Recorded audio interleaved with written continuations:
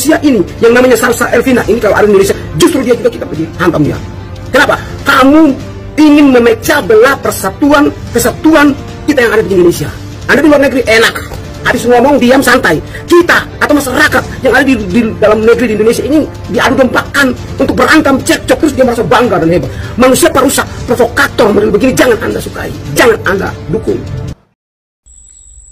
Woi, hati-hati kalian ya, yang para pembenci Mbak Salsa harus berhadapan dengan aku. Ya, berhadapan dengan aku yang pembenci Mbak Salsa. Ku cari rumahnya sampai dapat di Indonesia ini. Di Indonesia ini bagiku kecil kalau untuk nyari yang gak suka sama Mbak Salsa. Karena menyadari banyak serangan yang sudah tidak lagi substansi, melainkan sudah mengarah pada serangan personal, Salsa Erwina Huta Galung akhirnya mengklarifikasi dan menyampaikan permintaan maaf terkait dengan warna logo dari Tuntutan Rakyat 17+8.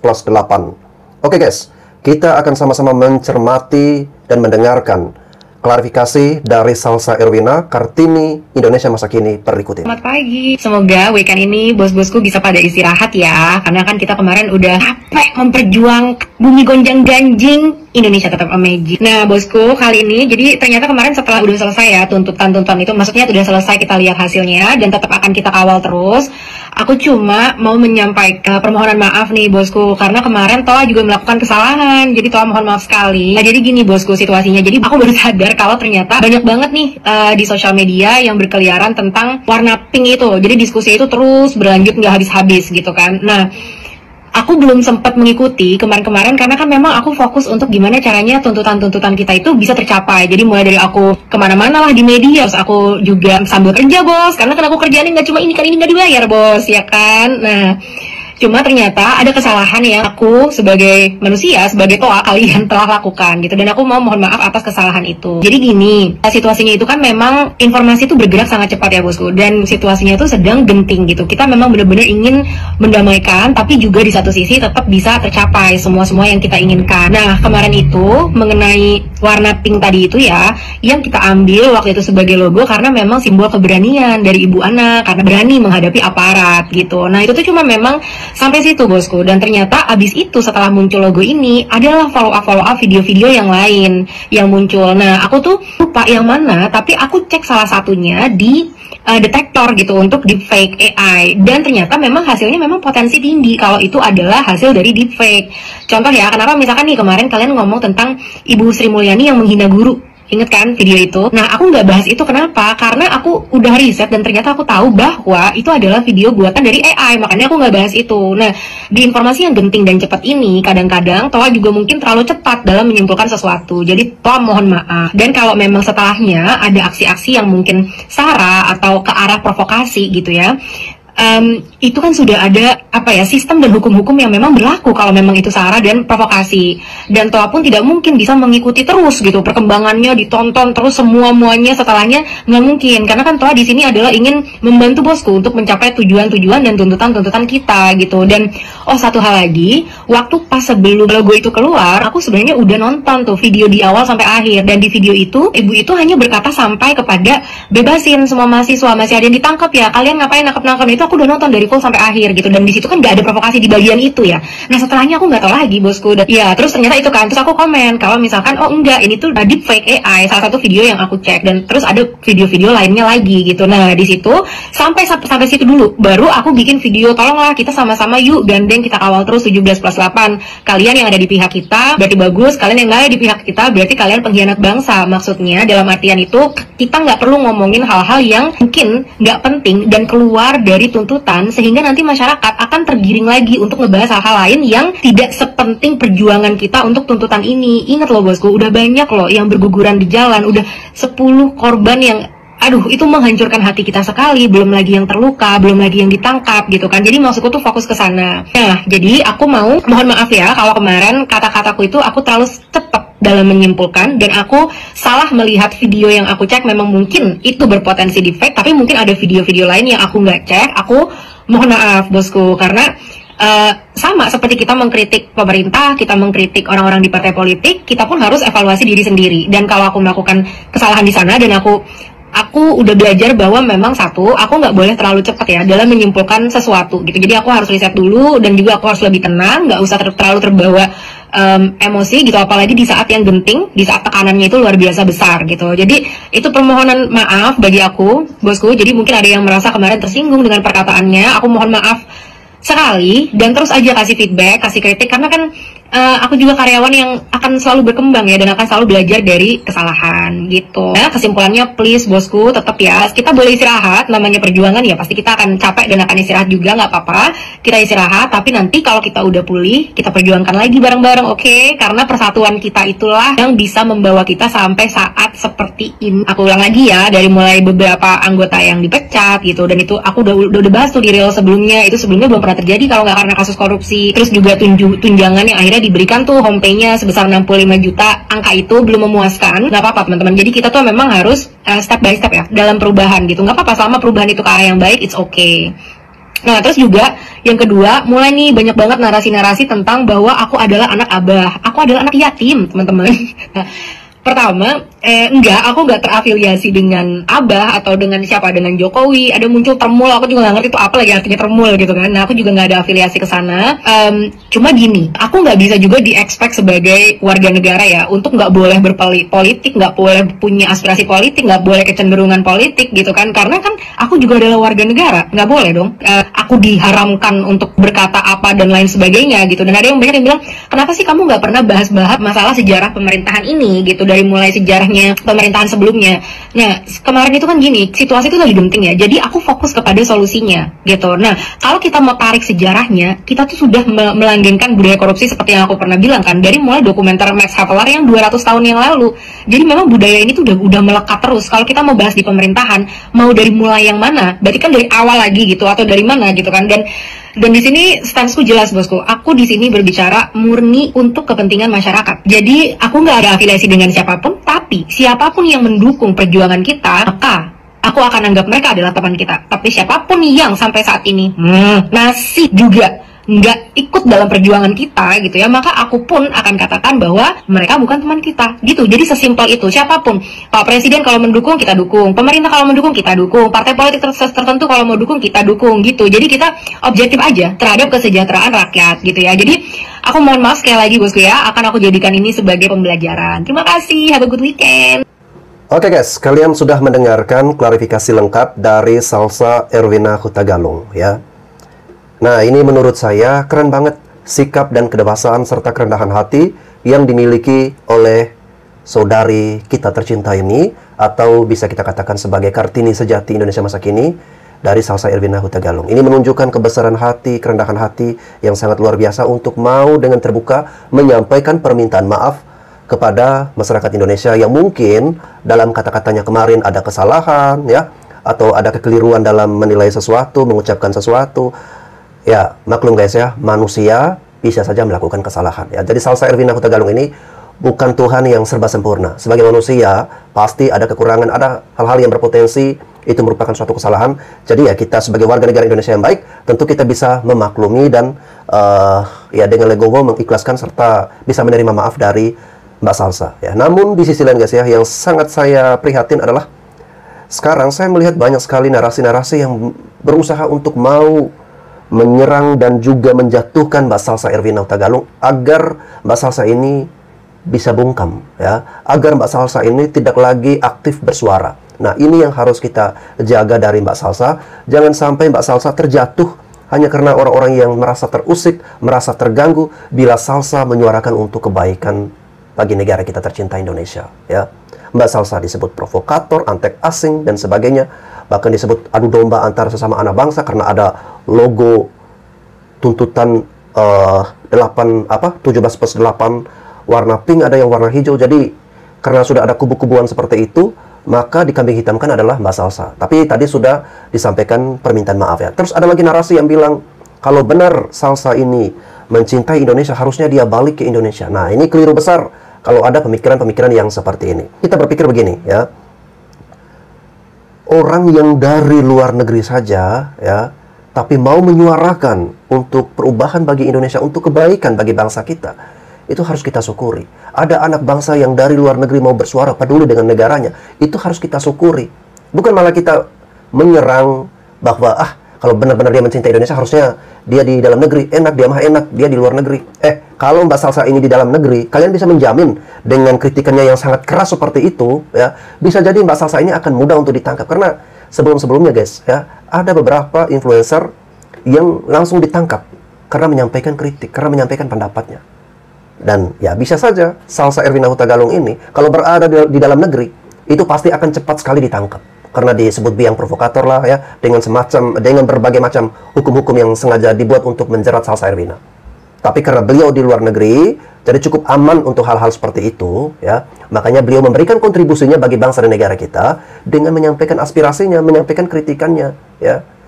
Kita jangan lupa bahwa Mbak Salsa ini salah satu orang yang berjasa untuk menonaktifkan para anggota-anggota DPR yang kemarin bermasalah dengan rakyat Indonesia, yang kemarin joget-joget ya. Jadi kita harusnya berterima kasih. Ini kalau semakin banyak yang menyerang, itu yang membuat saya jadi, ya kenapa kita mudah sekali untuk digiring, kenapa kita mudah sekali untuk terhasut ya. Kita fokus pada substansinya, kita fokus pada pembenahan bagaimana kita berupaya agar bangsa dan negara kita ini bisa bebas dari yang namanya korupsi, bisa bebas dari yang namanya nepotisme. Lalu yang berikutnya, rakyat Indonesia bisa sejahtera, rakyat Indonesia bisa mendapatkan gaji yang layak dan pantas. Semua kebutuhan-kebutuhan dalam negeri itu tercukupi. Dan Indonesia bisa menjadi negara maju. Itu harusnya kita fokuskan ke guru di Indonesia. Kalian luar biasa banget. Aku ngeliat ada beberapa murid debat aku yang akhirnya jadi guru-guru di pedalaman dan mereka ngajarin bahasa Inggris dengan fasilitas yang sangat terbatas. Ada juga teman-teman di komunitas ini yang sharing kalau dana BOS itu telat sampai dia harus menggunakan dananya sendiri gitu ya untuk bisa mengcover demi murid-muridnya masih bisa belajar. Gengs, kakak aku sendiri adalah guru yang dibayar cuma 250.000 per bulan. Aku nanya sama kakakku, kenapa sih kamu mau kerja kayak gini? Kenapa nggak kamu kerja yang lain aja? Kenapa harus jadi guru? Karena duit 250.000 tinggal di Tangerang, di Pamulang, itu nggak cukup banget untuk bertahan hidup. Dan jawaban dari dia menampar aku dan bikin aku malu banget. Dia bilang kalau, Dek, masa kecil kita sulit banget. Masa kecil kita sangat penuh luka. Aku cuma pengen jadi orang yang ikut berkontribusi memberikan masa kecil yang bahagia kepada murid-muridku, di mana mereka bisa main, bisa jadi apa adanya, tanpa harus takut dipukulin atau dibentak sama orang dewasa. Cuma itu aja. Dan aku nggak masalah kalau memang duitku sekecil ini, ya udah aku pandang itu sebagai rezeki aku saat ini dan mungkin nanti akan bertambah di masa depannya. Aku denger itu kayak sedih dan tertampar banget ya. Kenapa sih orang-orang yang jujur, yang benar-benar niat untuk berkontribusi kepada masyarakat harus hidup dengan sangat sulit? Sedangkan orang-orang yang gila harta, crazy rich tuh, yang pada duduk di parlemen, nggak ada empatinya untuk terus mengeruk uang hasil kerja rakyat. BUMN rugi setiap tahun sampai triliunan rupiah, sedangkan masyarakat kita yang baik, yang jujur harus kerja dengan luar biasa sulit. Para guru-guru, kalian luar biasa, kalian hebat. Semoga segera membaik kesejahteraan kalian semua. Semoga kalian tetap jadi orang-orang yang baik, yang bermoral, yang ingin berkontribusi baik kepada masyarakat. Karena apapun itu, at least kalian bisa tidur tenang, bisa tidur dengan nyenyak, karena moral kalian terjaga. Nggak seperti orang-orang yang sudah duduk di kursi pemerintahan, tapi mati empati dan hatinya. Oke, jadi kalau berbicara tentang guru ini, saya jadi teringat dengan kata-kata dari Menteri Agama kita, Pak Nasaruddin Umar, yang kemarin menyampaikan bahwa guru merupakan tugas yang sangat mulia. Kalau guru mau mendapatkan kesejahteraan atau mendapatkan duit, ya jadi pedagang saja, jangan jadi guru. Karena kalau jadi guru, menurut dia ya harus ikhlas dengan apa adanya gitu ya. Jadi sangat menyedihkan ya ketika orang jujur, ketika orang yang memiliki niat dan keikhlasan, ketulusan untuk membangun bangsa dan negara kita melalui dunia pendidikan, mendidik anak-anak ya. Lalu kemudian hanya disuruh untuk bekerja ikhlas tanpa bisa kita memberikan apresiasi ya. Menurut saya ini sangat keterlaluan ya. Jangan mengatakan seperti itu Pak Nasaruddin, meskipun Anda sudah mengklarifikasi, tetapi sangat disayangkan. Ini berarti karena ramai makanya Pak Nasaruddin mengklarifikasi. Tapi kalau seandainya tidak ramai, ini bisa saya simpulkan ya bahwa pemikiran itu sudah lama nih tertanam di Pak Nasaruddin dan juga pejabat-pejabat kita yang lain. Kalau mau kaya, mau sejahtera ya jadi pedagang, jangan jadi guru. Nah ini sangat menyedihkan. Dengan mengatakan seperti itu berarti kita tidak peduli dengan nasib guru-guru yang ada di Indonesia, terutama guru-guru honor ya. Padahal mereka juga punya kebutuhan hidup. Mereka juga butuh kesejahteraan ya. Mereka juga pantas mendapatkan hidup yang layak. Lalu kenapa hanya DPR saja yang dihargai dengan fasilitas tunjangan gaji yang gila-gilaan, sedangkan guru tidak seperti itu? Padahal jasanya, kalau dari segi jasa bisa kita katakan guru lebih berjasa daripada DPR. Saya tidak akan menyerang Salsa Hutagalung kalau dia tidak menyerang Deddy Sitorus. Dia itu kan cuma di Denmark, dia kan nggak tahu kinerjanya Deddy Sitorus ini. Dan perlu kalian tahu ya, terutama orang Batak ya, yang di Sumatera sana, yang membereskan masalah tanah adat supaya kembali ke masyarakat. Siapa? Bang Deddy Sitorus. Terus kalian lihat juga kinerja Bang Deddy Sitorus ini di Kaltara sana ya.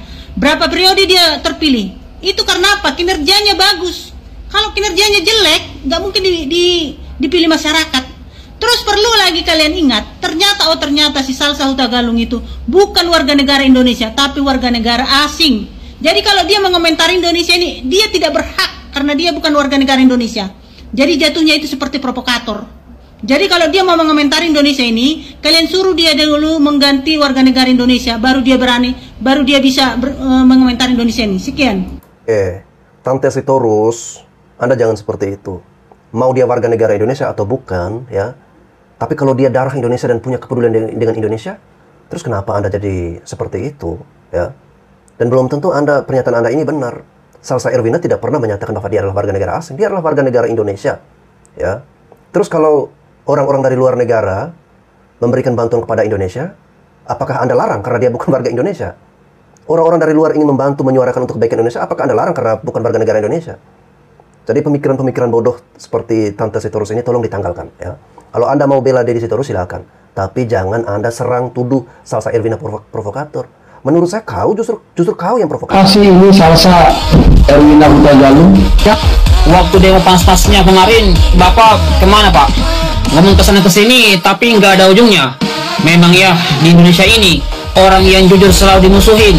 Tapi tenang, rakyat nggak pernah buta. Kami rakyat tetap bela Kak Salsa, ya Pak ya. Karena menurut gua Kak Salsa itu pintar banget dan masyarakat Indonesia mendukung penuh.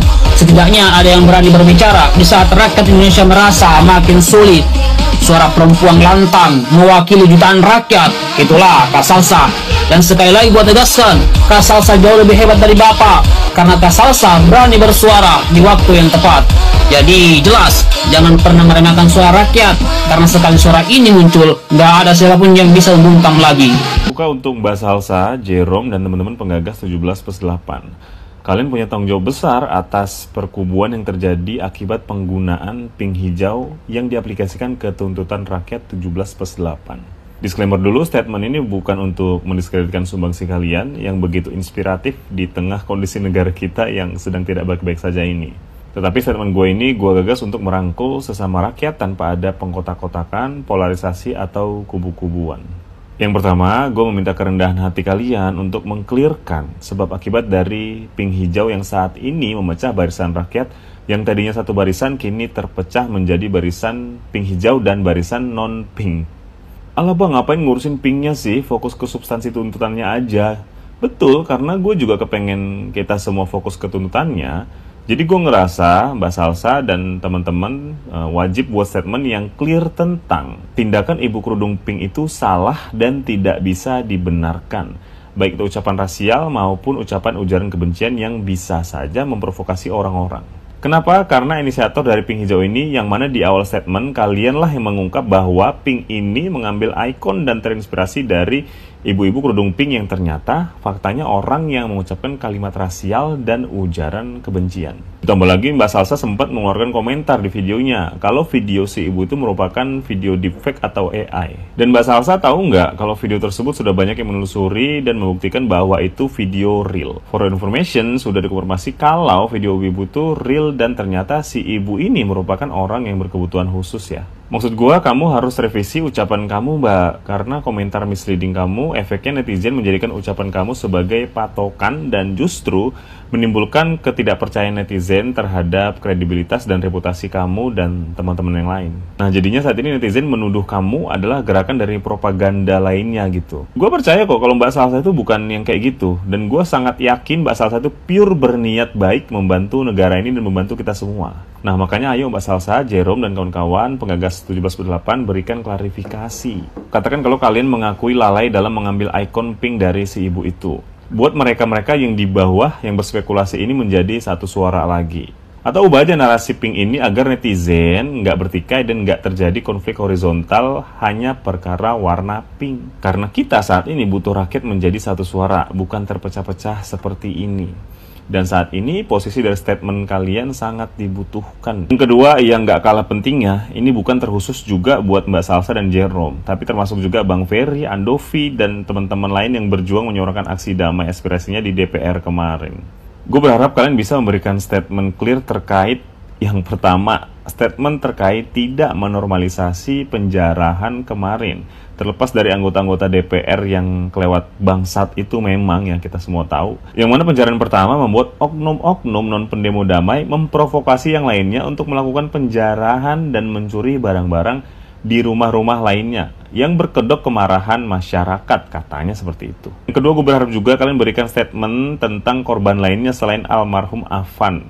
Baik itu korban polisi, anggota DPRD Makassar yang terbakar, ojol korban salah tuduh yang dikeroyok massa karena dikira intel, dan korban lainnya yang merupakan korban dari provokator dan perusuh berkedok demonstran. Ketiga, lagi-lagi gue berharap kalian memberikan statement tentang tidak menormalisasi demonstran yang rusuh, anarkis hingga merusak fasilitas publik. Ini nggak kalah penting agar hashtag warga jaga warga juga bisa berjalan dengan baik. Kita semua harus menormalisasikan, memberikan persepsi kalau demo itu tidak anarkis gitu. Yang mana saat ini cuma bisa diarahkan oleh kalian yang saat ini mempunyai power dan pengaruh massa yang cukup besar. Kenapa ini harus ada kejelasan? Gua berharap kalian tahu bahwa setiap gerakan-gerakan yang kalian buat di atas secara tidak sengaja menciptakan percikan-percikan kecil di lapisan bawah. Sehingga rakyat menjadi punya permisif gitu untuk tidak sepakat dengan kalian. Bayangkan kalau kalian memberikan posisi kalian atas poin-poin tadi dengan tidak menormalisasikan poin-poin tadi. Maka tidak ada lagi pembenaran bagi orang-orang luar sana untuk tidak satu suara dengan kita. Nah, dengan segala kerendahan hati, gue berharap kalian mendengarkan ini dan menjadi ujung tombak persatuan suara rakyat. Nah, gimana? Gampang kan?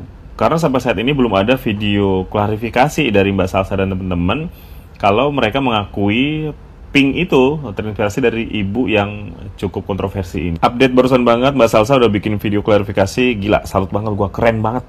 Tinggal Jerome dan teman-teman kalau bisa bikin video klarifikasi serupa karena kita butuh rakyat menjadi satu suara lagi. Oke guys, jadi ini masukan yang menurut saya juga sangat bagus ya.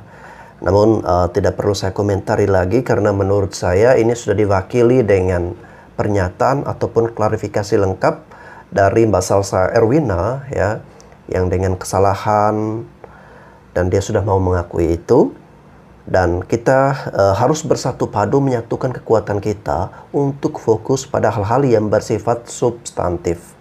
Jangan mau dibodoh-bodohin sama DPR guys. Kalian lihat nih, gaji DPR setelah direvisi bukannya turun malah naik. Terus buat kalian yang nuntut 17+8, kalian buta atau bagaimana? Jangan ikut-ikutan untuk bodoh-bodohin masyarakat ya. Kalian bilang 3 dari sekian banyak tuntutan kalian beres. Ini 2 beres apanya? Oke, kita nuntut transparansi anggaran. Kalian udah yakin belum DPR udah transparan? Kata-kata transparansi itu dipelintir tuh sama mereka. Ini di poin ke-6. Yang harusnya anggaran itu juga ditransparansi, tapi di sini nggak ada. Oke lah, tunjangan rumah dihapus, tapi justru sorry ya, ada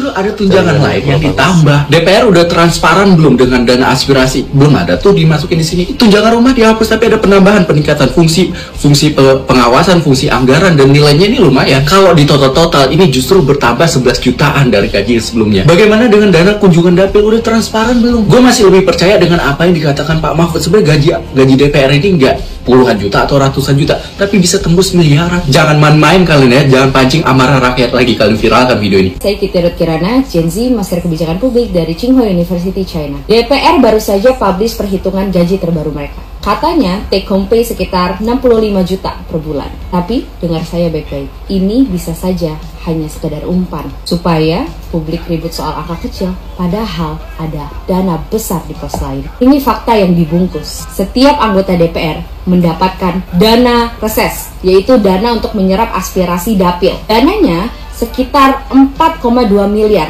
per tahun per anggota. Ditambah lagi dana kunjungan dapil sekitar 1,12 miliar per tahun. Jadi yang harus dikeluarkan untuk satu anggota DPR adalah sekitar 6 miliar. Ini di luar gaji loh. Kalau menjabat satu periode atau 5 tahun, berarti mendapatkan sekitar 30 miliar.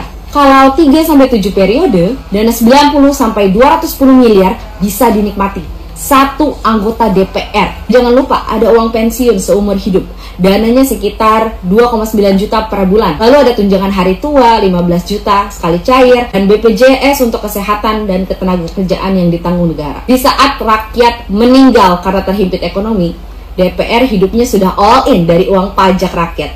Memang secara hukum DPR bisa bilang dana reses itu bukan gaji, itu hanya biaya kegiatan. Betul. Tapi di lapangan, dana reses justru jadi subsidi kampanye terselubung bagi anggota DPR. Di ilmu kebijakan publik ini kita sebut sebagai incumbency advantage. Petahana punya akses sumber daya negara untuk mempertahankan kursinya. Rakyat biasa yang capable mau nyalek harus keluar modal sendiri. Sementara anggota DPR petahana bisa keliling dapil, bagi-bagi sembako yang ada muka mereka, semua dengan biaya negara. Hasilnya, kompetisi politik Indonesia timpang. Kualitas anggota DPR, kalian nilai sendiri. Jadi jangan mau puas dengan tuntutan receh, potong gaji DPR, karena uang besarnya ada di fasilitas uang reses, tunjangan, dan anggaran politik terselubung. Ini justru yang kita harus tuntut ke DPR dan pemerintah.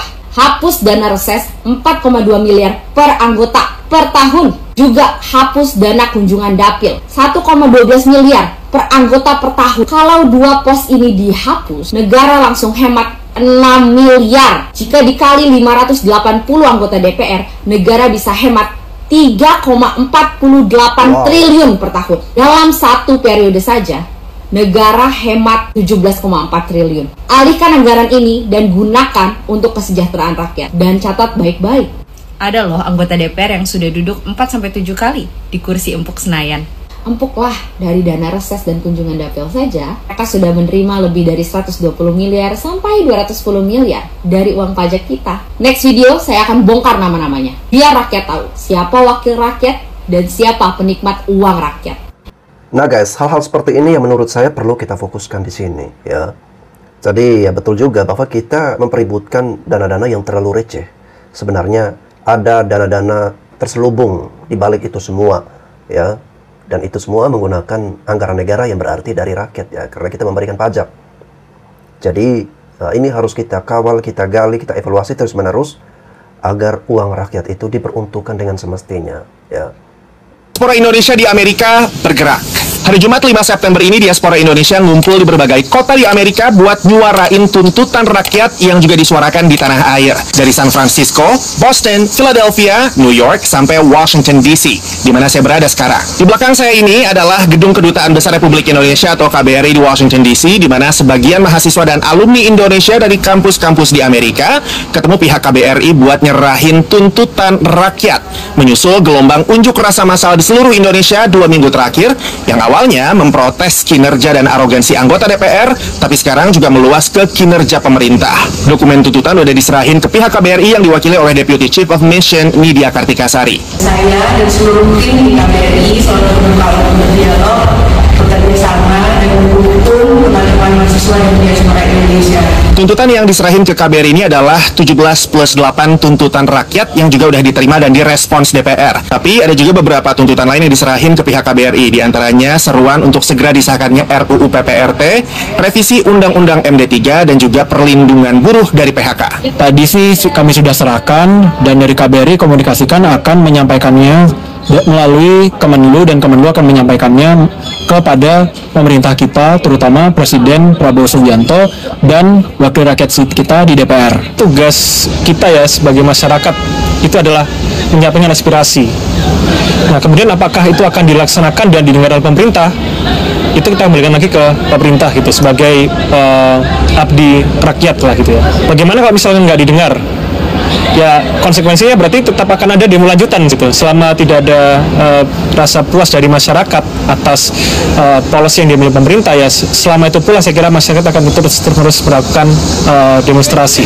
Nggak cuma di Amerika, gerakan diaspora Indonesia juga ada di berbagai belahan dunia, dari Australia, Jepang, sampai Swiss. Bukan cuma diaspora, dukungan dari warga negara lain juga ngalir buat perjuangan rakyat Indonesia, termasuk dari negara-negara tetangga di Asia Tenggara. Follow buat update berita yang gampang dicerna tiap hari. Saudaraku, banyak orang sekarang bicara soal 17+8. Katanya ini tuntutan rakyat, katanya ini jalan keluar. Tapi izinkan saya jujur bahwa 17+8 itu hanya mengobati gejala, bukan menyentuh akar masalah. Kalau benar kita ingin perubahan sejati, kita harus berani melangkah lebih jauh dari 17+8 menuju 1+1. Apa maksudnya? Satu masalah yang harus dihentikan plus satu solusi yang harus ditegakkan. Masalah bangsa kita bukan sekadar DPR rakus atau pejabat korup. Masalah kita adalah sistem demokrasi dan kapitalisme. Demokrasi butuh uang besar untuk kampanye, lobi, dan kursi kekuasaan. Dari mana uangnya? Dari kapitalis. Sebaliknya, kapitalisme butuh aturan yang menguntungkan mereka. Dari mana aturan itu keluar? Dari demokrasi. Maka lahirlah lingkaran setan, politik transaksional, undang-undang pesanan oligarki, korupsi berjamaah, pajak yang mencekik rakyat, utang yang menjerat bangsa, dan sumber daya alam kita jatuh ke tangan swasta dan asing. Itulah satu masalah besar kita, yaitu demokrasi kapitalisme. Akibatnya apa? APBN tiap tahun bertumpu pada pajak rakyat dan utang luar negeri. Harga kebutuhan pokok melambung, rakyat jadi buruh murah, sementara segelintir elit makin kaya. Negeri ini terus jadi ladang empuk untuk dirampok oleh kapitalisme global. Semua dilegalkan atas nama demokrasi. Pertanyaannya kemudian, lalu apa solusinya? Jawabannya jelas, Islam sebagai ideologi. Dalam Islam, kedaulatan ada di tangan syariah, bukan di tangan manusia. Pemimpin tidak boleh membuat hukum sesuka hati. Hanya syariah yang jadi standar. Dalam ekonomi Islam, sumber daya alam yang melimpah, yang menguasai hajat hidup orang banyak adalah milik umum, milik rakyat keseluruhan, muslim maupun non-muslim. Tidak boleh diprivatisasi, tidak boleh dijarah oleh asing.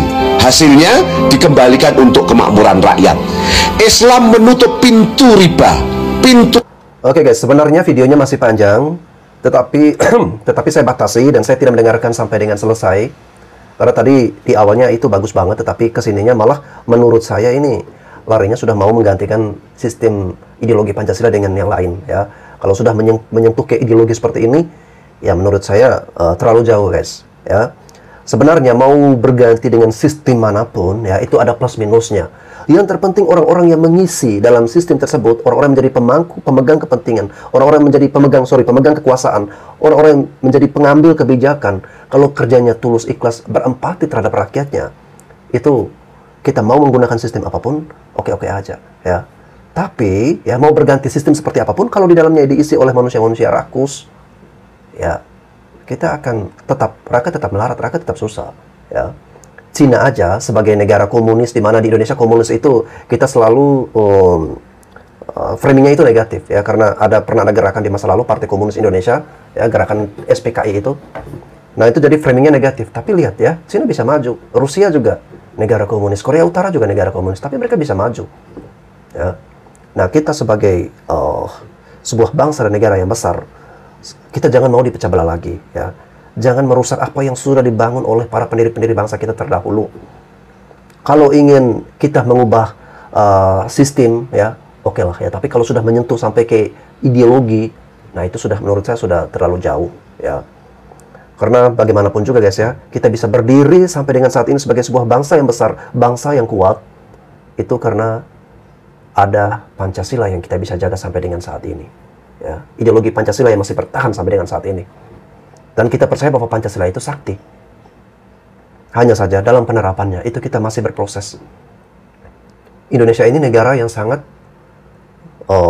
luas dan berbeda-beda budaya, ya, suku, agamanya. Indonesia ini bukan satu agama saja, tapi ada beberapa agama, ya, yang diakui oleh undang-undang. Itu kan ada Islam, ya, lalu kemudian Katolik, Protestan, Hindu, Buddha, Konghucu. Tetapi di luar daripada itu juga ada agama-agama lain. Seperti di Sumba ada Marapu, lalu kemudian ada Sebibitan atau Kejawen, mohon maaf kalau saya salah penyebutan, dan ada beberapa lagi, ya. Jadi jangan kita menginginkan bahwa negara ini harus dikuasai, didominasi oleh satu agama saja. Tapi Indonesia ini adalah rumah kita bersama.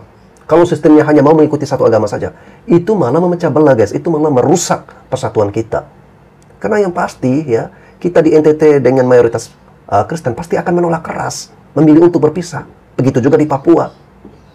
Mungkin begitu juga ada beberapa wilayah-wilayah yang lain, Hindu Buddha yang ada di Bali, pasti menolak keras, ya. Jadi janganlah kita menghancurkan Indonesia yang sudah berdiri kokoh, kuat, dan teguh, meskipun kita tahu bahwa banyak masalah yang masih ada di dalam negeri kita. Tapi itulah bagian dinamika proses kita berjalan membentuk sebagai sebuah bangsa yang besar. Kita berproses untuk menjadi lebih baik, ya. Bukan berarti karena ada masalah lalu kita berpikir untuk menggantikan ideologi. Nah, itu yang menurut saya ini sudah agak lain, ya. Oke, guys, kita kembali kepada Mbak Salsa Erwina Huta Galung yang sudah dengan kebesaran hatinya menyampaikan permintaan maaf. Jadi jangan lagi ada perdebatan di antara kita. Ada yang suka, yang katanya sebelumnya saya kagum sama Mbak Salsa, sekarang udah nggak respect lagi dan sebagainya. Jadi kita jangan terpecah-pecah seperti itu. Mari kita bangun kekuatan, bangun kekompakan, ya. Kita menuntut agar DPR kita benar-benar berempati terhadap rakyat. Tunjangan, fasilitas yang tidak masuk akal itu bisa dihapus. Dan kita tuntut mereka untuk membuatkan kebijakan-kebijakan yang berpihak kepada rakyat Indonesia, yang sifatnya itu membangun masyarakat Indonesia untuk bisa hidup lebih sejahtera. Oke, guys, saya kira itu saja. Mohon maaf apabila ada hal-hal yang kurang berkenan di hati Anda. Sampai jumpa lagi di konten reaksi saya selanjutnya.